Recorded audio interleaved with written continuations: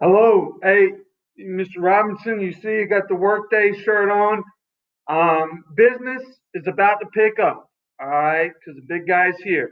Now, speaking of business, that's what we're looking at today here in American History too. Shirt says Workday. See that? Well, business time to work. We're going to work and look at this.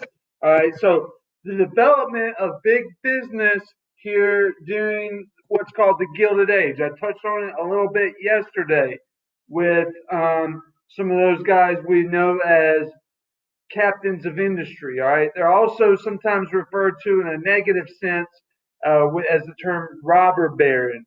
So I'm going to go through the slides as I always do. You're welcome. Just pay attention. So big business. So this is a time period we're looking here at the turn of the 20th century, right around from 1890 to about 1915, 1920. All right. The corporations and big businesses are growing, particularly in urban areas. After the Civil War, with the development of railroads, you have urban centers start to develop. So in these urban areas, you have mass production of things that starts to happen, such as steel and other things. All right, so that goes along with mass market. There's a population boom within the United States during this time with all the immigration. Right, greater efficiency during the time. So a lot of these guys. There's a picture of Andrew Carnegie, the steel the leader of the steel industry. So they became much more efficient at producing things that had been hard to produce before, particularly in his instance, steel. All right, with that Bessemer steel process, which enabled them to produce steel much quicker and more efficiently than they had been previously done before. All right, so that really changed the industry, and they started to be able to use oil in a sense too. With the oil industry, use that much more efficiently for energy. Okay, we'll look at that some here in a second. So those were the advantages, that they were able to produce things a lot more quickly, more efficiently, better. But the disadvantages, and this is where you have some criticism of these guys, the disadvantages would be that monopolies were created. So they would start to own the entire oil industry, all right? And if you know, a monopoly, if you remember from civics, which I also teach very well, if you have me for that class, a monopoly is not good for the everyday consumer because it leads to unfair pricing. All right, that's what a monopoly does. So you have monopolies being established, and as well the exploitation of workers, meaning there were no labor laws. Okay, so workers maybe would have to work a very more than 8 hours a day. They may have to work 15 hours a day just to get by, and they were subject to harsh conditions.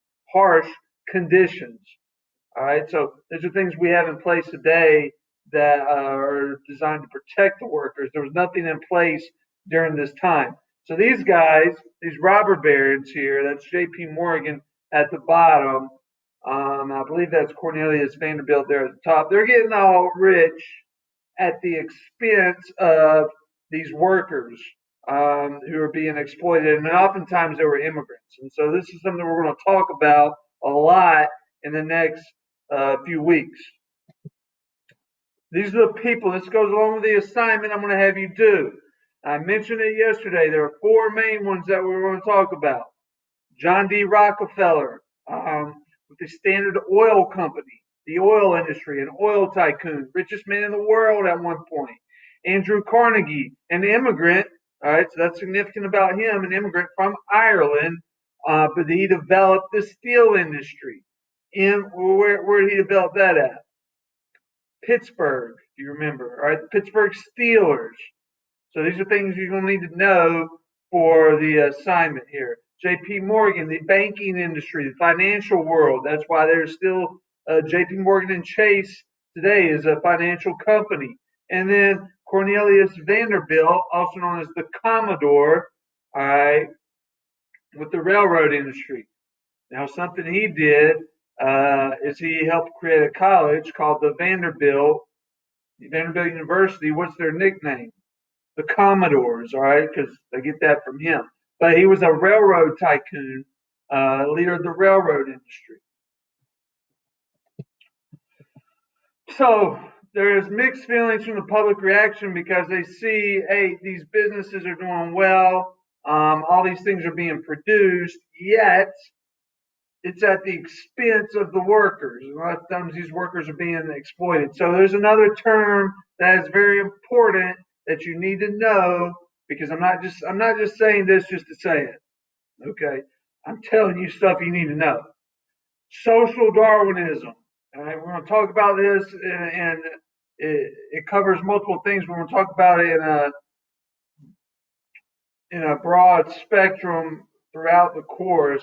The first way we're going to use this is what if you know from science, which I do not teach science, but I do know some things about science. The guy Charles Darwin, what was his theory regarding evolution? Well, I know only the strong survive, or the survival of the fittest. In other words, the fittest species are the ones that are able to thrive and produce, reproduce, and the cream will rise to the top. Okay, um, so with that, this is something in a social sense that these captains of industries these leaders, what we just talked about, they used to justify why they were prospering so well, yet the workers under them were really having a hard time, having a hard go at it.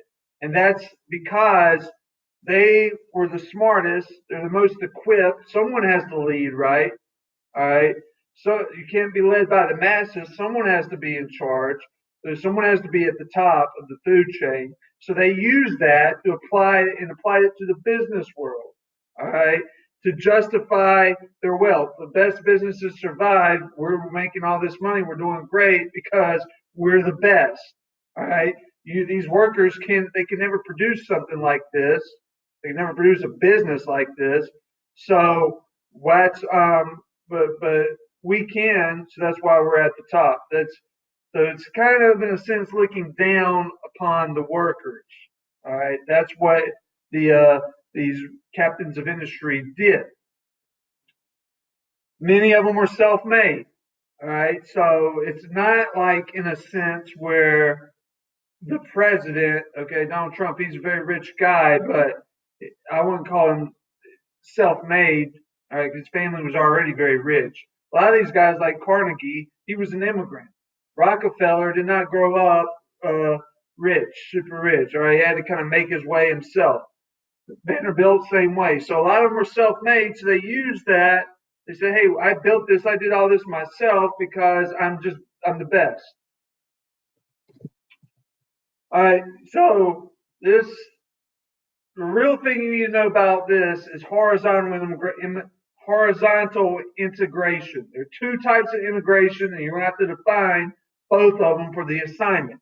You have something known as horizontal integration. When you think of the horizontal integration, think of a monopoly or a trust. You have like businesses coming together and merging. All right. So an example would be an Exxon oil company and a Mobil oil company coming together, all right, and merging. So if you're a wrestling fan, I'm a big wrestling fan. There used to be two wrestling factions, WCW and WWF. They merged into a singular WWF, which is now WWE. Or there used to be an AFL and an NFL. They merged into just the singular NFL football. Okay, Facebook and Instagram, they're owned by the same the same company. All right, so it's a merging. That's horizontal integration. Companies that produce the same thing merging together. So horizontal integration. Vertical integration is different. Vertical integration is a little bit harder for students to understand. So my workday shirt, you see that workday shirt? All right, think about this is how I'll explain that. To make this shirt, right, you need, what do you need? Well, you need, say it's I think it's made out of polyester, but part of it's probably made out of cotton. All right, so you need the place where the cotton's produced. Then you're going to need the industry that turns the cotton into a shirt, turns it into fiber, and then you're going to need the to own the railroad or the transportation to transport it to the store, and then to sell it. You need to own the store. So owning every aspect of production. All right, there's an example on there. The owning the railroads, the coal fields, in order to control raw materials and transportation system. So if you own every single aspect, so you own the beef, all right, you own the actual cow, then you own the slaughterhouse, right, where the cow is slaughtered. Then you own the meat packing industry, okay, and then you own the food market where it's sold. That's what vertical integration is, owning all the way up to the final end product. A little different than horizontal integration. All right. So captains of industry emerged because they can. A lot of them use vertical integration. They would own the supplies and then the suppliers, and then they would monopolize production. So they would control the industry through vertical and then horizontal. They would, once they did the vertical integration, then they would buy out their competitors, and boom, they have a monopoly. So that's where you have, they're called captains of industry. Social Darwinism already went over that. Sometimes they would often say, in the social Darwinist sense, the poor are lazy. Only the strong will survive. All right, so these are just more notes you can look at to help you out. I'm not going to go over all of it again. All right, laissez-faire. I talked about this yesterday in my video. Laissez-faire literally means hands off. So while these captains of industry are monopolizing production, doing that horizontal integration, the government saying hands off. I'm not going to become involved. What that did was it would allow some monopolies to flourish and then other businesses to fail. All right. There's no government regulation in a laissez-faire economy, so it is very conducive to monopolies thriving or prospering.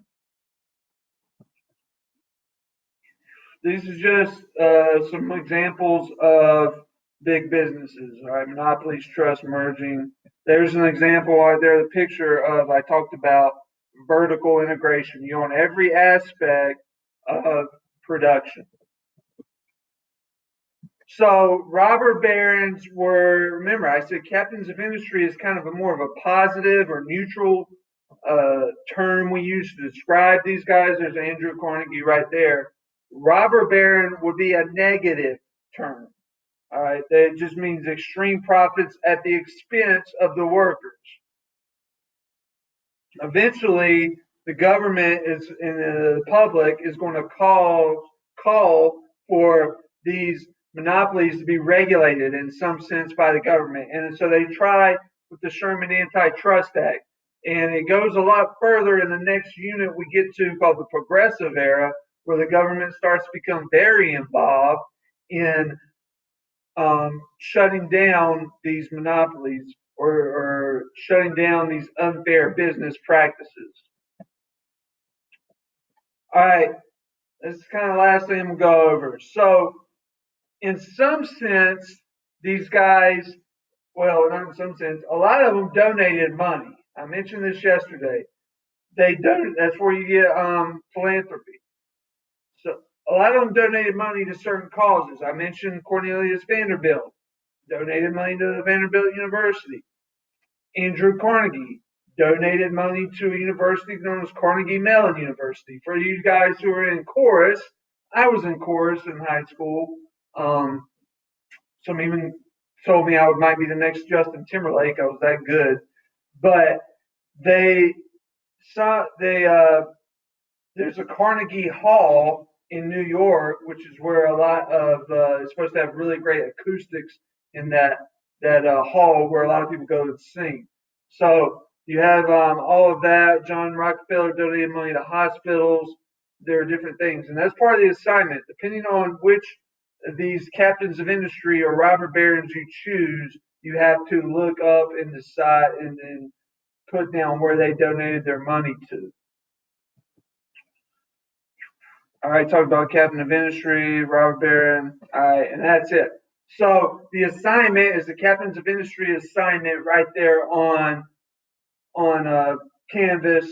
Okay, so under the Gilded Age, it's kind of the same thing that I've had you do the last few times. Is where you click on it, it automatically makes a copy for you, and you just type in your answers on that copy, and then you submit it to me, right, or to the class.